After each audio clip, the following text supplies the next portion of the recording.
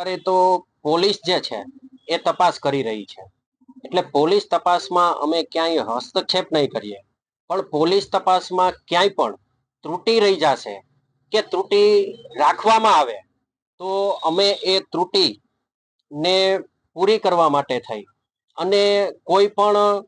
ગુનેગાર છે એ છટકી ના શકે એ માટે થઈ અને અમે આગળ વધશું અને અમારી લડત રહેશે. આની અંદર એક નામદાર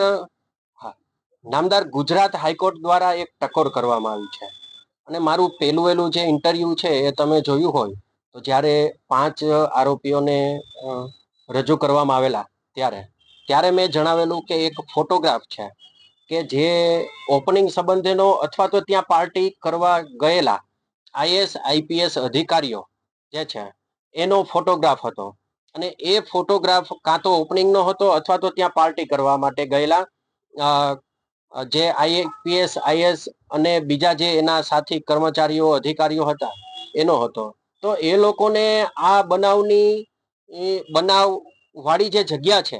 ત્યાં કઈ કઈ સુવિધા છે, કઈ કઈ હોવી જોઈએ એની એમને માહિતી હોય. હવે આવી કોઈ માહિતી આ જે આઈપીએસ આઈએસ કક્ષાના અધિકારી શ્રીને ના હોય તો એ આઈએસ કે આઈપીએસ ના હોદ્દાને લાયક નથી.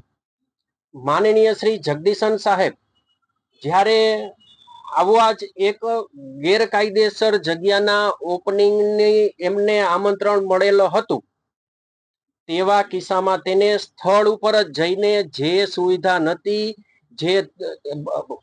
સુવિધા હોવી જોઈએ એ નથી, એટલે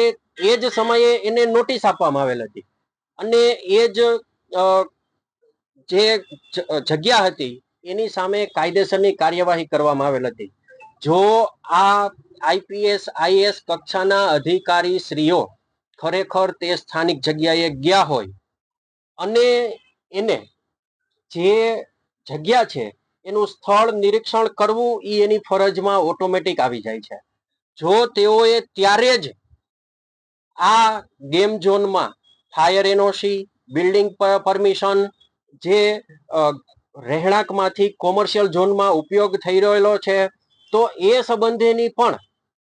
યોગ્ય તપાસ કરી ત્યારે ને ત્યારે પગલાં લીધા હોત તો આ જે 27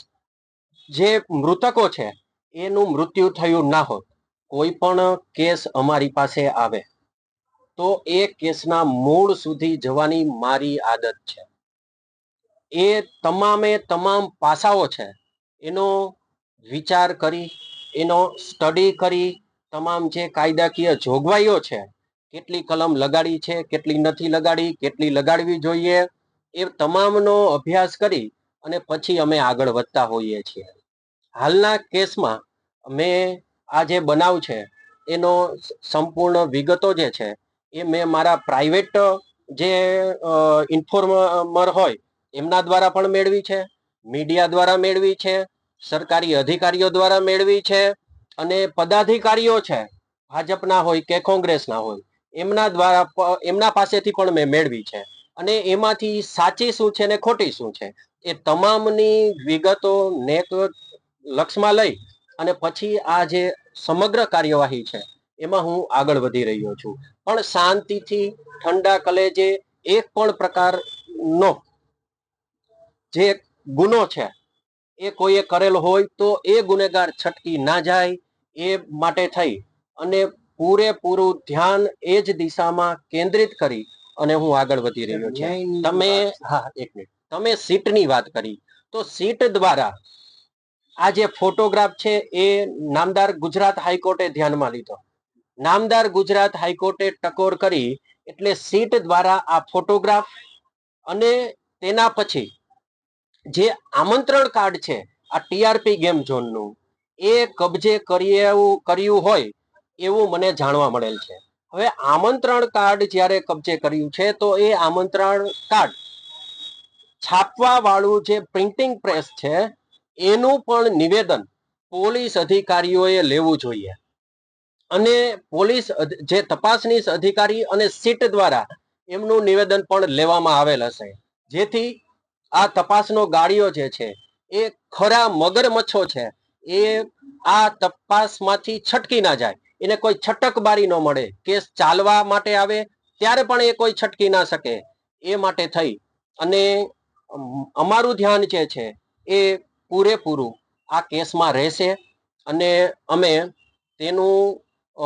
જે કોઈ પણ ગુનેગાર હોય એની જામીન અરજી હોય, રિમાન્ડ અરજી હોય કે કેસ આગળ ચાલવામાં આવે તો એનો જે રોલ છે એ અમે ડિફાઇન કરતા જશું.